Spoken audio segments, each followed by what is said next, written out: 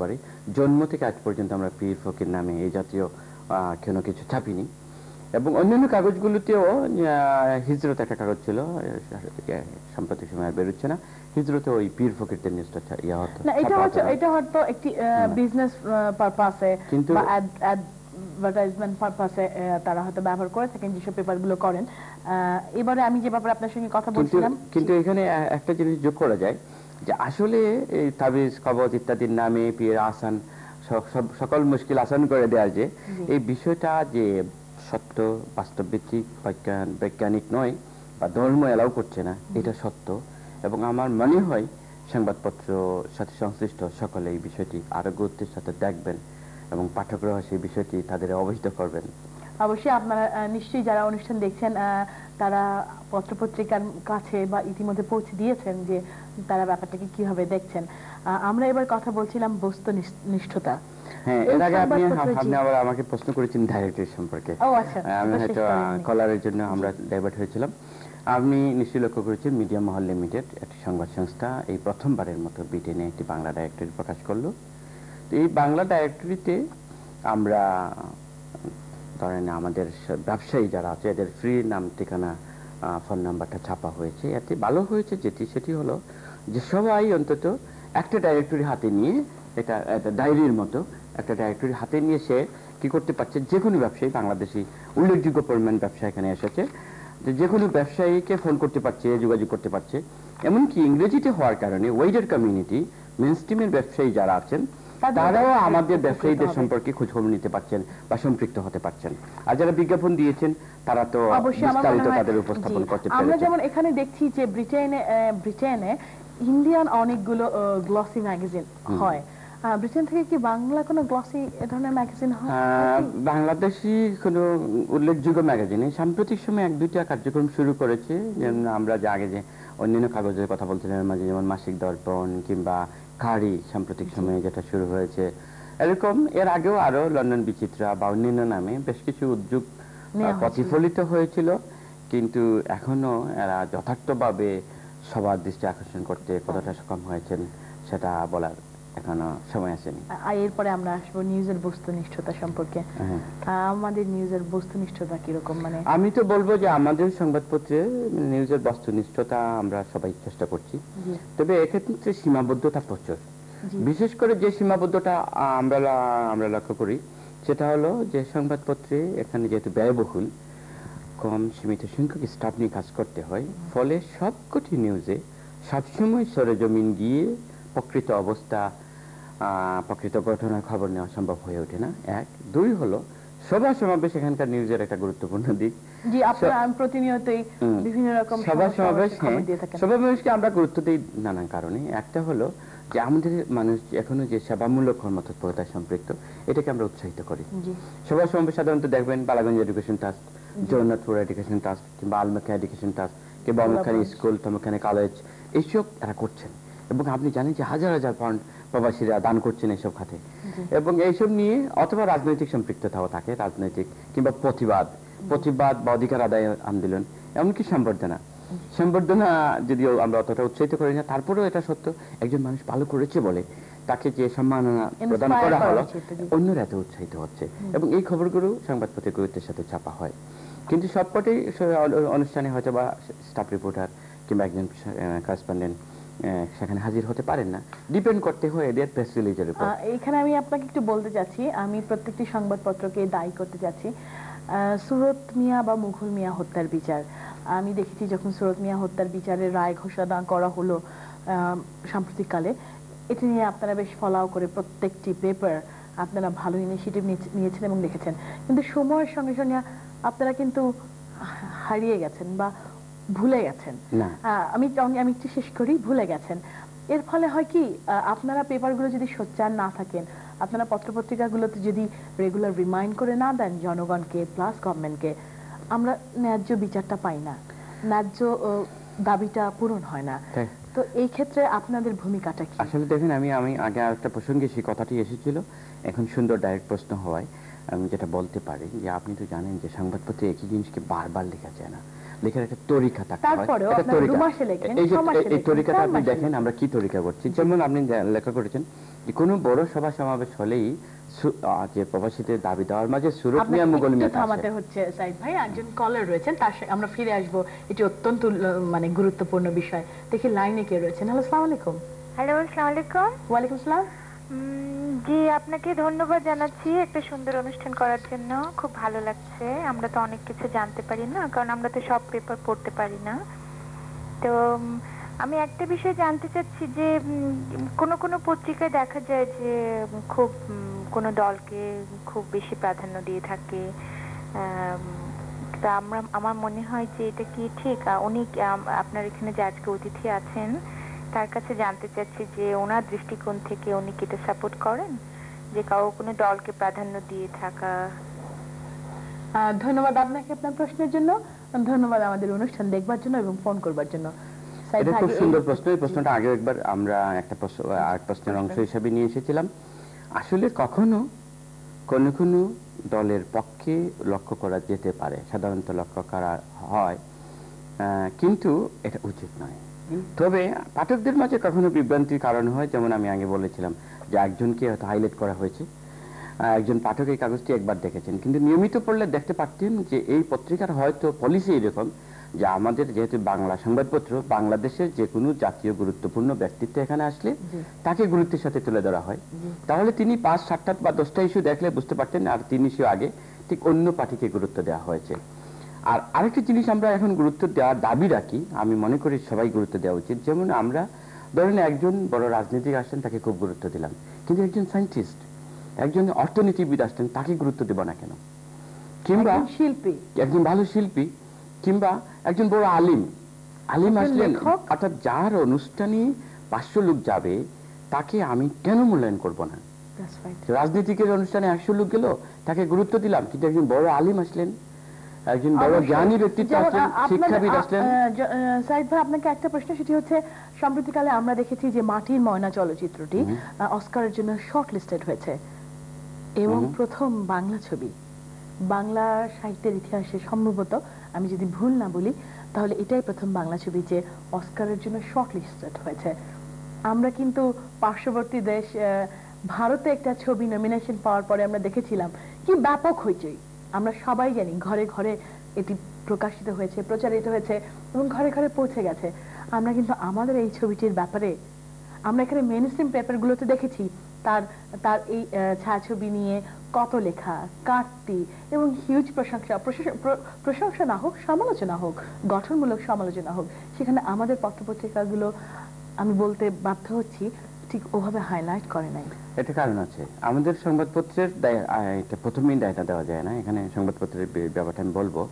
তার আগে আপনি চিন্তা করেন আমাদের যারা এই মাটির ময়নার সাথে সম্পৃক্ত, মাটির ময়না নিশ্চয়ই একটা ব্যবসায়িক ব্যাপারও আছে, ব্যবসায়িক দিক থেকে কিংবা সৃষ্টিশীল দিক থেকে শিল্পী হিসেবে সম্পৃক্ত যারা আছেন, তাদের কথায় যদি আমি আসি, অন্য একটা উদাহরণ দিয়ে বুঝাতে চাই, আমাদের ব্যবসা বাণিজ্যে, আমাদের প্রতিষ্ঠানগুলোতে যে দুইটা জিনিসের ব্যর্থতা আছে, আমরা আপনি ইন্ডিয়ান বলেন, পাকিস্তানি বলেন কিংবা ব্রিটিশ বলেন, মেনস্ট্রিম বা ইউরোপিয়ান দেশে দেখবেন, একটা ব্যবসা বা একটা প্রতিষ্ঠান করলে প্রথমেই তার টার্গেট করে, এটা একটা রিসার্চ করে, তার একটা মার্কেটিং করে, এটা প্ল্যান করে, বিজনেস প্ল্যান করে তারপরে এর জন্য এটা উল্লেখযোগ্য অ্যাডভার্টাইজমেন্ট, এটা প্রচারের জন্য। না, এটা উল্লেখযোগ্য অ্যাডভার্টাইজমেন্টের দিকে আপনি যাবেন না স্যার, আসতেছি, আপনি শুনেন, আমাদের দুর্বলতার দিকটা বলতেছি করে, কিন্তু আমরা আমাদের ব্যবসার জন্য এইসব করি না। অ্যাডভার্টাইজমেন্ট মানে কি শুধু বিজ্ঞাপন দেওয়া নয়, প্রচারের জন্য প্রচার যন্ত্র থাকতে হয়। এই যে বাংলা টিভি আছে, আপনি মনে করেন বাংলা টিভি আছে, আপনি ওইটাই যদি বলেন যে বাংলা টিভি অনেক সৃষ্টিশীল কর্মকাণ্ড করছে, কিন্তু কই কথা কাগজে এটাকে তুলে ধরা হচ্ছে? কিংবা একটা ভালো কাগজ, খুব সুন্দর কাগজ, ভালো করছে, কিন্তু অন্য কাগজে কি এই কাগজের কথা আমরা লিখছি? হ্যাঁ, আপনি অন্যদের দিকে যদি তাকান যে তাদেরটা কেন লেখা হচ্ছে, তাদের দেখবেন একটা পিআর প্রতিষ্ঠান আছে কিংবা কোনো এজেন্সির সাথে কন্ট্রাক্ট আছে, টাইম টু টাইম এরা রিভিউ করছে, কাউকে দিয়ে করাচ্ছে, এটা উপস্থাপন করছে, পৌঁছে দিচ্ছে এবং যথাযথ গুরুত্বের সাথে প্রচার পাচ্ছে, এবং একবার যখন হাইলাইটেড হয়ে যায় তখন এটা অটোমেটিক সবার দৃষ্টিতে এসে যায়, এরকম হয়। এই ব্যাপারটা আছে। তারপরে আছে মাটির ময়না, ধরেন বেশ অস্কার পুরস্কার জন্য শর্টলিস্টেড হয়েছে, কিন্তু মাটির ময়নাটির আমি অবশ্য দুর্ভাগ্য বলেন আমার এখন দেখা হয়নি। আমরা পরিকল্পনা করেছিলাম কয়েক বন্ধু, ওই দিন একটা বড় অনুষ্ঠান হওয়ার কারণে এটা দেখা হয়নি, তবে আমার বন্ধুরা দেখেছে। তারা তো ভালোই বলেছে। তবে বাংলাদেশে এই নিয়ে বেশ বিতর্ক শুনেছিলাম। তা আমার একটা পুলক ছিল যে আমি নিজে দেখবো, না দেখে তো অন্যের শোনা কিংবা অন্যের দেখার কথা থেকে তো ইয়ে করা যায় না, নির্ভর করা যায় না। তা এই জন্য আমি মনে করছি শীঘ্রই দেখবো। তবে আমাদের কিছু প্রত্যেকটা কাজে কিছু সংবাদ এসেছে এবং একটা দেরিতে হবে, কারণ সবাই দেখতে চাচ্ছে, নিজেরা দেখে। এই বিলাতে তো সময় অবশ্যই আমরা যদি আমাদের সৃষ্টিশীল এবং সৃজনশীল প্রতিভাকে ইন্সপায়ার না করি। তবে এখানে একটা কথা আছে, এখানে আপনাকে একটা ভীতির কথা আমি বলি আপনাকে। আমাদের মাঝে এক ধরনের ভীতি এখন আসার কাজ করে, আমার নিজের কথা নয়, আমাদের কমিউনিটির কারো সচেতন যারা, একটু দূরদর্শী যারা, বরং তাদের মাঝে একটা ভীতি কাজ করে। যখনও কোনো গরিব, অনুন্নত বা উন্নয়নশীল দেশের কোনো কিছু বড়দের নজর কাড়িয়েছে দেখা যায়, তখনই মনে হয় যে এর পিছনে কোনো রহস্য আছে কিনা। কারণ কি, আপনি ওই ধরনের মনিকালী আপনি বলবেন বেশ গুরুত্বের সাথে তার লেখাগুলো যখন দেখা গেল, পরে দেখা গেল এই বইটিতে কি হয়েছে, আমাদের বাংলাদেশি কমিউনিটি, বিশেষ করে সিলেটি কমিউনিটি কিনে যাচ্ছে তাই লেখা হয়েছে। তখনই যারা এটা লক্ষ্য করলেন, পরে প্রথমে খুব হাইলাইট করা হচ্ছিল, বাংলাদেশের সংবাদপত্রে খুব গুরুত্বের সাথে তুলে ধরা হচ্ছিল, এক বাঙালি মনিকা আলী অমুক তমুক। তারপরে যখন এটা মূল বিষয়বস্তুর দিকে যাওয়া গেল, তখন আপনি চিন্তা করুন, দেখা গেল যে মানুষের গড়ে একটা পশু, শঙ্কর জাতীয় পশু জন্মের কথা তার বর্ণনায় আছে। নায়কের নামে, নায়কটা কে? নায়কটা তো আপনি জন্ম দিয়েছেন, উপন্যাস যখন আপনি লিখেন, আপনার স্বপ্ন, আপনার পরিকল্পনা, আপনার অভিজ্ঞতা, আপনার সমাজ চিন্তার বাস্তবায়ন ঘটিয়েছেন কোনো নায়ক, নায়িকা বা পার্শ্ব চরিত্র দিয়েই তো। আপনি আমার উপন্যাসে ছায়াপ্রেণী, আপনার আমার উপন্যাসের নাম শুনেছেন, আমার উপন্যাসের যে চিত্রটা আমি অঙ্কিত করেছি, যে নায়িকাকে আমি সুন্দর করে সাজিয়েছি, এটা তো আমি আমার চিন্তা থেকেই করেছি। সমাজের যে ত্রুটি বিচ্যুতিগুলো কিংবা সৌন্দর্য বোধগুলো আমি উপস্থাপন করেছি, তো আমার মতো করেছি। আমি একটু এখানে বলতে এই অস্কার, আমি এটা কথাটা শেষ করি, এই অস্কার পুরস্কারের মাধ্যমে এরকম কোনো কিছু লুকিয়ে আছে কিনা সচেতনরা আবার তাৎক্ষণিকভাবে এটা না দেখে পর্যন্ত এর পক্ষে লিখতে যায় না। এটা একটা কারণ, অবশ্যই দেখো। এটা মনিকা আলী প্রসঙ্গে আমি যেটি বলতে চাচ্ছিলাম, মনিকা আলীর বইটি আমি এখন পর্যন্ত পড়িনি, অতএব সেই বই সম্পর্কে কোনো মন্তব্য করা আমার ঠিক হবে না। মনিকা আলী হয়তো সম্ভবত প্রথম বাংলাদেশি ব্রিটিশ রাইটার। আমরা যেমন ইন্ডিয়ার দিকে তাকালে দেখতে পাচ্ছি অনেক ইন্ডিয়ান বর্ন ব্রিটিশ রাইটার রয়েছেন, অনেকে রয়েছেন, সালমান রুশদি রয়েছেন, অনিতা দেশাই রয়েছেন, ভিএস নায়পল রয়েছেন। আমরা কিন্তু প্রথম একজন এরকম রাইটার পেলাম, যাকে নিয়ে অফকোর্স যার বইটি মেইন স্ট্রিমে। কিন্তু কি হবে, আপনি কি যদি সত্যি বইটি পড়েন, বইয়ের আপনি শুরু থেকে যদি শেষ পর্যন্ত ভালো করে পড়েন, তাহলে বিস্মিত হয়ে যাবেন সে আমাদের জন্য কি দিয়েছে। তাকে কি ব্যবহার করা হয়েছে, নাকি সে না জেনে ব্যবহৃত হয়েছে, নাকি তার তথ্যগত অভিজ্ঞতা, সে হয়তো বড় শিক্ষিত হতে পারে, অক্সফোর্ডের গ্র্যাজুয়েট হতে পারে, কিন্তু বাংলাদেশ, বাঙালি সমাজ, বিশেষ করে প্রবাসী বাংলাদেশি সম্পর্কে তার বিস্তর অভিজ্ঞতার অভাবজনিত কারণে বিকৃত চিত্র ফুটে উঠেছে। ফলে হয়েছে কি, যদি তার প্রতিবাদ না হতো তাহলে ইতিহাস হয়ে যেত। যদিও উপন্যাস কোনো ইতিহাস না, কিন্তু এটা তো সত্য, খুব উল্লেখযোগ্য উপন্যাসের চিত্র থেকেও মানুষ এই সমাজ সম্পর্কে এক ধরনের ধারণা লাভ করে, ইতিহাসের মতো এক ধরনের ধারণা লাভ করে। তাহলে সে কি করতো, বিকৃত একটা তথ্য বা ধারণা লাভ করতে পারত। সাইদ ভাই, আপনার সাথে কথা বলে খুব ভালো লাগলো। আমাদের হাতে আর একেবারেই আর সময় নেই। আপনার সাথে কথা বলে আমার মনে হয় আমাদের দর্শক যারা রয়েছেন তারা অনেক উপকৃত হলেন, সেই সঙ্গে আমরা অনেক কিছু জানলাম। এবং অবশ্যই গত 100 বছরে, প্রায় 100 বছরে বাংলা মিডিয়া বা বাংলা সাহিত্য বা বাংলা সংস্কৃতি অনেক দূর এগিয়ে গেছে এই প্রবাসে, এই ব্রিটেনে। আমরা আপনাদের জানাই সাধুবাদ, এই প্রত্যেকটি পত্রপত্রিকাকে যারা প্রথম থেকে রয়েছেন, আপনারা যারা কাজ করে চলেছেন, অনেক অর্থনৈতিক দৈন্য দুর্দশার মাঝেও আপনারা পিছু পা হননি, এগিয়ে গেছেন। আপনাদের সবাইকে জানাই আমাদের আন্তরিক শুভেচ্ছা বাংলা টিভির পক্ষ থেকে, সেই সঙ্গে লন্ডনে বসবাসরত বাংলাদেশি কমিউনিটি বা বাংলাদেশি সম্প্রদায়ের পক্ষ থেকে। প্রিয় দর্শক মন্ডলী, সাইদ ভাইকে আমাদের স্টুডিওতে আসবার জন্য জানাচ্ছি অশেষ ধন্যবাদ। আগামী সপ্তাহে অন্য কোনো বিষয় নিয়ে আপনাদের সঙ্গে আবারও কথা হবে। ততক্ষণ পর্যন্ত খোদা হাফেজ। ধন্যবাদ পাঠক, দর্শক, শ্রোতা সবার জন্য, সেই সাথে বাংলা টিভি। এই অনুষ্ঠানটি কমিউনিটির ব্যবসা প্রতিষ্ঠানের নাম, ঠিকানা ও ফোন নাম্বার সম্বলিত ইউকে বাংলা ডাইরেক্টরি ইতিমধ্যে বেরিয়েছে। এতে আরও থাকছে সোশিয়াল ইভেন্ট ও ইমিগ্রেশন বিভাগ, শিক্ষা, চিকিৎসা, সামাজিক ও ধর্মীয় প্রতিষ্ঠান প্রভৃতি। ইউকে বাংলা ডাইরেক্টরি আগামী জানুয়ারিতে আরও সমৃদ্ধ কলেবরে প্রকাশ করা হবে এবং প্রতি বছর তা নিয়মিত প্রকাশিত হবে। আপনার প্রতিষ্ঠানের নাম ঠিকানা ফ্রি তালিকাভুক্ত করুন অথবা বিজ্ঞাপন দিয়ে আপনার পণ্যের খবর ব্রিটেনের ঘরে ঘরে পৌঁছে দিন। আজই যোগাযোগ করুন 0207 650 0000।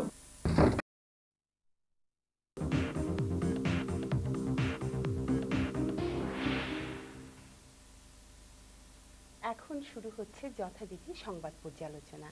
আজ আমাদের স্টুডিওতে সংবাদ পর্যালোচনা করার জন্য এসেছেন সাপ্তাহিক ইউরো বাংলা পত্রিকার ব্যবস্থাপনা সম্পাদক মিস্টার সাইদ চৌধুরী। মিস্টার চৌধুরী, প্রথমেই আপনাকে স্বাগত জানাচ্ছি। আপনাদের স্বাগতম। আসুন শুরু করা যাক তাহলে। কোন পত্রিকা দিয়ে আপনি শুরু করতে চাইছেন? সুরমা দিয়ে শুরু করি। বলুন তাহলে কি আছে আজ সুরমায়? আমরা সুরমা লক্ষ্য করছি তারা লিড করেছেন প্রেসিডেন্টের পদত্যাগ, 5 জনকে ডিঙ্গিয়ে তারেক যুগ্ম মহাসচিব, বাংলাদেশের রাজনীতিতে চমক। খুব সম্ভবত এই বিষয়টি ভিন্ন ভিন্ন ভাবে সব কটা কাগজে এসেছে। হ্যাঁ, যেমন আমি দেখতে পাচ্ছি, আমি দেখতে পাচ্ছি ইউরো বাংলাতেও এসছে বি চৌধুরীর পদত্যাগ, জমির উদ্দিন রাষ্ট্রপতি, আর এসছে আরেকটা এসছে অবশ্য 2 ঘন্টার মধ্যে আওয়ামী লীগের ওয়াকআউট। কিন্তু আপনি আমাদের এই রাষ্ট্রপতির পদত্যাগের ঘটনা নিয়ে বলতে চাইছিলেন কিছু? হ্যাঁ, আমার মনে হয় এই বিষয়টা যেহেতু আজকের মুখ্য বিষয়, সম্ভবত সব কাগজে লিড, যেহেতু কে কিভাবে শিরোনামটা করেছে একবার দেখি। হ্যাঁ, নিশ্চয়ই। জনমত বলেছে 8 মাস পর সংসদে আওয়ামী লীগ, রাজনীতির মূল ফ্যাক্টর এখন তারেক জিয়া। কিন্তু তারা বি চৌধুরীকে নিচে নিয়ে এসেছেন, বি চৌধুরীর পদত্যাগ, জমিউদ্দিন সরকার অস্থায়ী রাষ্ট্রপতি। আবার নতুন দিন কে হচ্ছেন রাষ্ট্রপতি বড় করে দিয়েছেন, উপরে শোল্ডারে দিচ্ছেন জমিরুদ্দিন সরকার, সাইফুর রহমান, আব্দুল মতিন চৌধুরী, বিচারপতি মোস্তফা কামাল। নিচে আবার লন্ডনস্থ হাই কমিশন শেখ রাজ্জাক আলীরও আগ্রহ প্রকাশ রাষ্ট্রপতি হওয়ার জন্য। এটা অবশ্য নতুন খবর। তারপর সাপ্তাহিক হিজরত অন্য বিষয় করেছে, ঐতিহ্যবাহী আদমজি জুট মিল বন্ধ ঘোষণা, 1300 কোটি টাকা লোকসান। বাংলা এক্সপ্রেস করেছে রাষ্ট্রপতির পদত্যাগ। বাকি বিষয়গুলোকে তারা ছোট ছোট করে করেছে। আর সম্ভবত সিলেটের ডাক এবং পত্রিকা, হ্যাঁ, পত্রিকায়ও একই ব্যাপার হয়েছে। রাষ্ট্রপতি বি চৌধুরী পদত্যাগ, খালেদা জিয়া প্রেসিডেন্ট, তারেক জিয়া প্রধানমন্ত্রী। এটা বেশ বড় করে দিয়েছে ওরা। আর একটু ছোট ক্যাপশনে দিয়েছে, দেশে রাষ্ট্রপতি শাসন ব্যবস্থা আসছে, আমি পাগল নই বা অসৎ কাজ করিনি বি চৌধুরী, তিনি বলেছেন। তিনি ক্ষমাহীন বিশ্বাসঘাতক, কথা বলেছে বিএনপি। আর এরপরে যেটা এসেছে সেটা আবারও শেষ পর্যন্ত আওয়ামী লীগের সংসদে যোগদান। আরেকটা খবর এসছে, আমার ধারণা এটা বোধহয় অন্যান্য পত্রিকাতেও বেশ বড়ভাবেই এসছে, রাষ্ট্র নিজেই সন্ত্রাসী, কথা বলেছেন অর্থমন্ত্রী। সিলেটের ডাকটা মনে হয় নিচে। হ্যাঁ, দেখুন সিলেটের ডাকও তারেক জিয়ার নেতৃত্বে বিএনপিতে শুরু হয়েছে সাইজ আপের পালা, বি চৌধুরীর পর মান্নান সাফর। এরকম তারা বোঝাতে চাইছেন আরো পরিবর্তন আছে। এবং সেই গুজব জল্পনা কল্পনা খুব বড় করেই দেখা দিয়েছে এখন চারদিকে। আমরা এখন আসুন অন্যান্য খবরগুলোর দিকে একটু নজর দিই। যেমন আমি এই মুহূর্তে দেখতে পাচ্ছি ইউরো বাংলাতে বি চৌধুরীর খবরটা একটু ছোট করে দিয়েছে, কিন্তু সবচেয়ে বড় যে খবরটা তারা দিয়েছে এখানে বড় হেডলাইনে, সেটা হচ্ছে টিভিতে ভাষণ দেবেন বিন লাদেন, মার্কিন টার্গেটে হামলার প্রস্তুতি। আপনার কি মনে হয় এ ব্যাপারে? আসলে ইউরো বাংলা বাংলাদেশের যে খবরটা আমরা খুব বড় করে দেখেছি অন্য কাগজগুলো, এটা হয়তো বা প্রয়োজন আছে, কিন্তু আসলে বাংলাদেশের রাজনৈতিক পট পরিবর্তনের ধারাবাহিকতা দেখলে এটাকে খুব বড় করে আমরা ভাবিনি। ইউরো বাংলার যেটা আমি সংশ্লিষ্ট, এই জন্য আমি বলবো, হচ্ছে 11 সেপ্টেম্বরের ঘটনাটা বিশ্বব্যাপী যে প্রভাব বিস্তার করেছে এবং দেশে দেশে এখন যে সংঘাতময় পরিস্থিতি, তারপরে গার্ডিয়ান 5 কলামে তার প্রথম পৃষ্ঠায় যে নিউজটা করেছিল, সেখানে তারা উল্লেখ করেছে যে ওসামা বিন লাদেনের যে দল আল কায়দার মাত্র 2%, অর্থাৎ 98% আল কায়দার নেতৃবর্গ এমনকি তার সহযোদ্ধারা বেঁচে আছেন। আমেরিকা এবং তার সাথে যে জোট আছে, জোট এখনো পর্যন্ত বড় জোট 2%কে তারা ক্ষতি করতে পেরেছে, ধ্বংস করতে পেরেছে কিংবা গ্রেফতার করতে পেরেছে। সেই সাথে তারা আল জাজিরা টেলিভিশন, যেটা আরব স্যাটেলাইট টেলিভিশন, এই আল জাজিরার উদ্ধৃতি দিয়ে একটা নতুন করে যে ভিডিও ক্যাসেট যেটা তারা প্রকাশ করেছে, তাতে বলা হয়েছে যে অচিরেই ওসামা বিন লাদেন সর্বশেষ পরিস্থিতির উপর টেলিভিশন ভাষণ দেবেন, এবং খুব সম্ভবত এটা আমেরিকায় শুধু নয়, বিশ্বব্যাপী একটা নতুন ভাবনার এবং এটা চমক সৃষ্টিকারী খবর। সে তো অবশ্যই, কিন্তু একটা প্রশ্ন উঠছে এখানে যে এটা কি সত্যি সত্যি চমক দেওয়ার জন্য, কিংবা এই গুজব বা জল্পনা কল্পনার কোনো শক্ত ভিত্তি আছে? এখন ঘটনা হলো, যদি সত্যি সত্যি শেখ লাদেন যদি বক্তব্য রাখেন এবং এতে যদি দেখা যায় যে এই ঘটনাগুলো ধারাবাহিকতা আছে, অর্থাৎ কি ঘটেছিল, তখন তারা কোথায় ছিলেন বা তাদের কি করণীয় ছিল, বা আজও তারা কি চিন্তা ভাবনা করছেন, অর্থাৎ লাদেনের মুখে যদি এই 11 সেপ্টেম্বর পরবর্তী অর্থাৎ আফগানিস্তানে মার্কিন সামরিক জোটের হামলার পরবর্তী ঘটনার বর্ণনা থাকে, তাহলে তো প্রমাণিত হয়ে যাবে যে এই বক্তব্যটা এর পরে রেকর্ডকৃত, এবং তাতে প্রমাণিত হবে যে লাদেন সত্যি সত্যি বেঁচে আছেন। তখন তার গুজব থাকবে না, ভয়ঙ্কর ব্যাপার হয়ে যাবে। তাহলে দেখা যাক, আমরা তার জন্য অপেক্ষা করি কি আসছে সামনে। আচ্ছা, আওয়ামী লীগের শেষ পর্যন্ত সংসদে যোগদান নিয়ে সবাই সবগুলো পত্রিকাতেই অবশ্যম্ভাবীভাবে খবর হয়েছে। এই যোগদানকে আমরা সবাই স্বাগত জানাচ্ছি, নিঃসন্দেহে স্বাগতম জানাই। তবে একই সঙ্গে আরো একটা বেশ হতাশাজনক খবর, সেটা হচ্ছে ইতোমধ্যেই তারা ওয়াকআউট করেছে এবং তারা যুক্তিপূর্ণভাবে তুলে ধরেছে যে সরকারি দল তাদের যথেষ্ট পরিমাণ সময় দিচ্ছে না বাজেট নিয়ে আলোচনা করতে। এটা আমরা একটু ভিন্নভাবে দেখতে পারি। হ্যাঁ, নিশ্চয়ই। আওয়ামী লীগ সংসদে যোগদান করেছে, এটা আমাদের দেশের জন্য, জাতির জন্য এটা সুসংবাদ। কারণ সরকার এবং বিরোধী দল না থাকলে আসলে জাতীয় সংসদ অকার্যকর, কোনো ভূমিকাই রাখতে পারে না। আর গণতন্ত্রের এটা পূর্ব শর্ত, অবশ্যই বিরোধী দলের ভূমিকা। আর জনগণ যে কোনো দলকে ভোট দেয়, অন্তত জাতীয় সংসদে যারা নির্বাচনে প্রতিদ্বন্দ্বিতা করেন, তারা এই প্রতিশ্রুতিতেই তো প্রতিদ্বন্দ্বিতা করেন যে জাতির কথা, জনগণের কথা, যা কিছু বিষয় নিয়ে তাদের মধ্যে বিতর্ক, সেটা সংসদে বসেই হবে, রাজপথে নয়। আর এক পক্ষ তো ক্ষমতায় যাবে, এক পক্ষ বিরোধী দল হবে। এই বিরোধী দলের ভূমিকা থাকবে সরকারের গঠনমূলক সমালোচনা করা, সরকারকে শুধরিয়ে দেওয়া, আর সরকারের উচিত হবে বিরোধী দলের বক্তব্যকে গুরুত্বের সাথে অনুধাবন করে প্রয়োজনীয় গ্রহণ করা। অবশ্যই। আমাদের যেহেতু এতদিন ছিল না, আমরা একটা ইলেকশনের সার্থকতাই এখানে মৃতপ্রায় হয়ে গিয়েছিল। আওয়ামী লীগ সংসদে যোগ দেওয়া একটা সূচনা হলো। হ্যাঁ, আওয়ামী লীগ হয়তো আবার ওয়াকআউট করেছে, আমরা আশা করবো আওয়ামী লীগ আবার যাবে, প্রয়োজনে ওয়াকআউট করবে, কিন্তু থাকবে। এক্স্যাক্টলি। এবং সেই সঙ্গে আমাদের এটাও দাবি থাকবে এবং অনুরোধ থাকবে সরকারের প্রতি যে যত যাই হোক তারা যেন যে করেই হোক ধরে রাখে। এখানেই তাদের সার্থকতা হবে, সরকার হিসাবে তাদেরও সার্থকতা এখানে নির্ভর করছে, ধরে রাখে। এবং সামান্য সময়ের কারচুপি নিয়ে যে অভিযোগ আওয়ামী লীগ তুলেছে, সেটা যদি সামান্যতম অর্থ সত্য হয়, তাহলেও বলবো যে সেটা সরকারি দলের জন্য একটা লজ্জার বিষয়। একটু বাড়িয়ে দিলে কি ক্ষতি? কথা বলুক, বিরোধী দল কথা বলুক।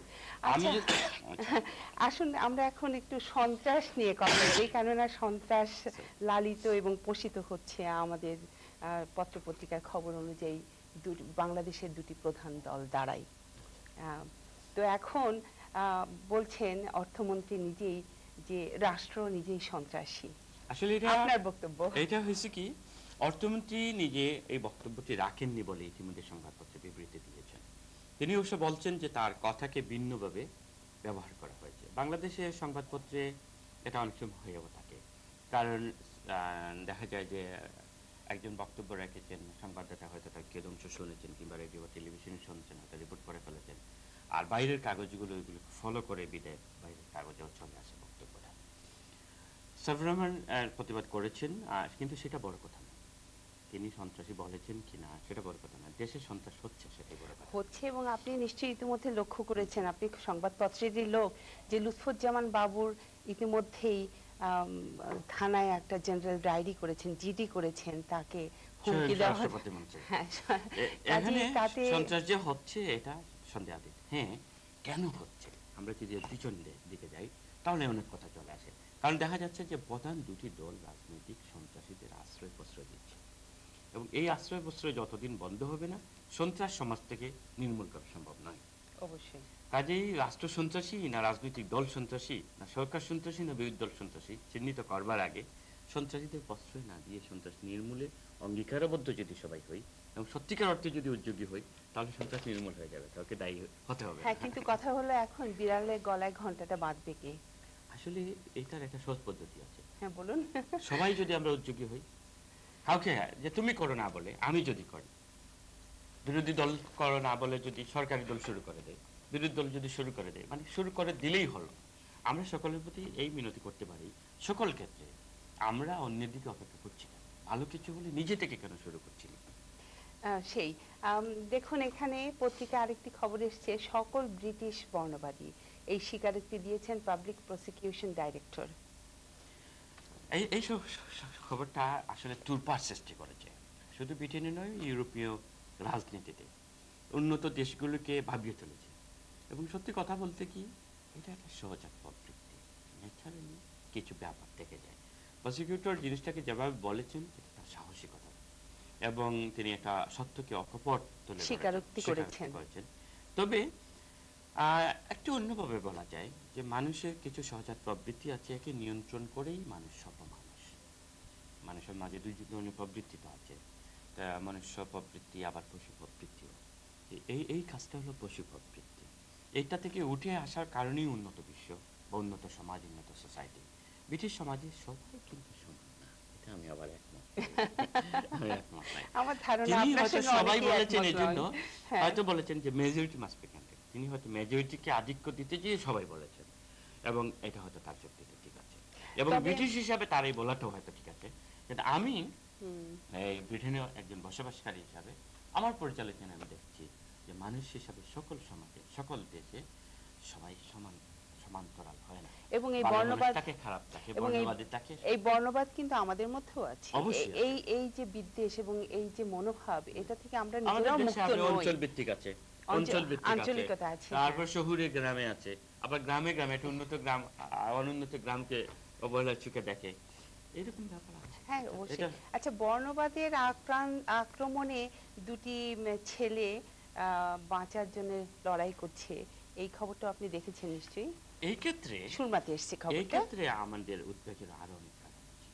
আমাদের বিশেষ করে এশিয়ান আমরা যারা মাইনরিটি আছি, আমাদের তারুণ্যের অধঃপতন, আর এই অধঃপতনের প্রভাব চেয়েও মাঝে মাঝে পড়ছে না এমন যে আমরা হয়তো একটা গণ্ডগোল করেছি আমাদের ছেলেরা, এর প্রতিক্রিয়া হিসাবে হয়তো আমাদের আরো কেউ না কেউ কোথাও আক্রান্ত হচ্ছে।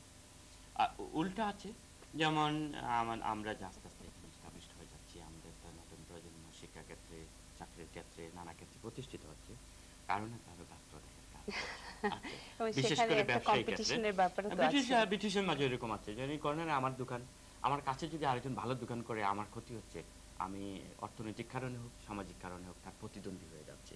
প্রতিদ্বন্দ্বিতা থেকে প্রতিক্রিয়া যদি এক সময় বেশি হয়ে যায়, তাহলে সংঘাতের দিকে গড়ায়, এরকম কেউ পড়ছে। তবে আমরা এই জাতীয় বর্ণবাদী হামলাকে অবশ্যই নিন্দা করব, এবং ব্রিটিশ সমাজ ব্যবস্থায় যারা এখানকার সমাজপতি, যারা এখানকার জনপ্রতিনিধি এবং রাষ্ট্র, এদের আরো বেশি করে চিন্তা করা উচিত যে বর্ণবাদকে তার মূলে যদি আমরা উপড়ে না ফেলতে পারি, তাহলে একদিন এই সমাজের যে মর্যাদা আছে, এখানে মাল্টিকালচারাল সোসাইটি বলা হয়, এই কথা থাকবে। এবং এই পর্যন্ত বাঙালিরা যেভাবে নিজেদের মার খাচ্ছে এবং যেভাবে নিজেদের প্রতিষ্ঠিত করার জন্য বর্ণবাদের বিরুদ্ধে সংগ্রাম করছে, সেক্ষেত্রে এটা করবে, এবং এটা সত্য, যদি বর্ণবাদ যদি আর বেড়ে যায়, তাহলে প্রতিরোধ বেড়ে যাবে, মানুষ আঘাত পেলে প্রতিঘাত করে, এতে গিয়ে এই সমাজের ক্ষতি হবে। এই সমাজপতিদের এটা আরো বেশি করে ভাবতে হবে, এবং অচিরে এটা নির্মূল করতে হবে। সে বিষয়ে অন্তত এদেশের নেতা নেত্রীদের মধ্যে যে কেউ কেউ এবং যারা কর্তৃপক্ষের পর্যায়ে আছেন, তারা যেটা অনুধাবন করছেন এবং সাহসিকতার সঙ্গে কথা বলতে পারছেন, তাতেই বোঝা যায় যে এই বিশাল সমস্যাকে সামাল দেওয়ার জন্য তারাও যথেষ্ট পরিমাণে উদ্বিগ্ন। উন্নত সমাজ ব্যবস্থা হিসেবে তো তারা তাদের সমাজকে বিশ্বব্যাপী তাদের প্রভাব বিস্তারকে ধরে রাখতে চায়। অবশ্যই। আচ্ছা, এই যে বিএনপিতে আরো পরিবর্তন আসছে এবং দলের দায়িত্বে তারেক, এই সংবাদটা সম্পর্কে আপনার যদি খুব সংক্ষিপ্ত একটা এক্ষেত্রে আমি যে কথাটি বলবো, যে আমরা যে জিনিসটি লক্ষ্য করেছি বাংলাদেশের রাজনীতিতে, যে বাংলাদেশের রাজনীতিতে আমাদের কিছু আছে, যে আমাদের ধরেন পারিবারিক বা ধারাবাহিকতা, নেতার ছেলে, নেতার মেয়ে, স্ত্রী কিংবা এরকম, এই যে ধারাটা, এই ধারাটা আস্তে আস্তে আরো বেশি শক্তবিদ হচ্ছে।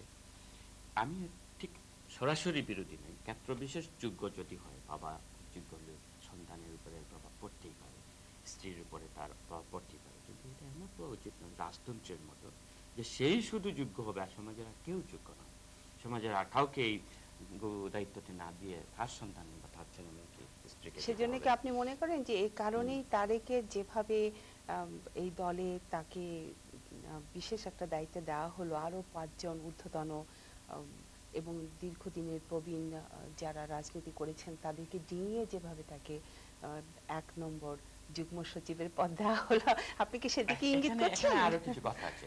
আমাদের দেখা যাচ্ছে যে আমাদের সংবাদপত্র অনেক সময় আমাদের এই পীর ফকিরের ক্ষেত্রে যেটা হয়, পীর কিন্তু উড়াল দেন না, ভক্তরা উড়াই দেন, বুঝছেন? এইরকম এই যে আমাদের যেমন বর্তমান বাংলাদেশে ভাগ্য বিধাতা কি থারে, এরকম কথাবার্তা একটু বেশি হয়ে গেল না? কিংবা